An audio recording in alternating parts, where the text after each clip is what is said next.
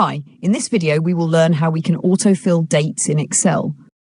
First, write your starting date. For example, 1/10/2010. Note that date formats vary. In the American format, it is month, day, and year. Now go to the Home tab, and in the Editing section, click Fill, and then select Series. A box will appear.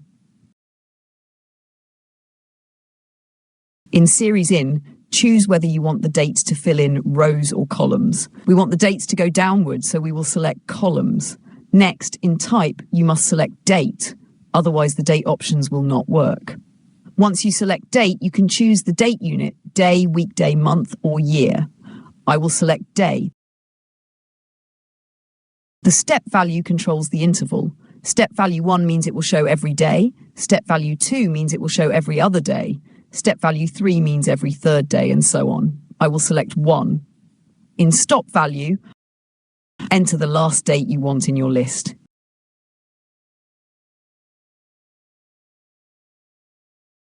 Click OK, and Excel will instantly fill all the dates for you. To learn more useful Excel tutorials, watch my other videos. Thanks for watching and subscribe.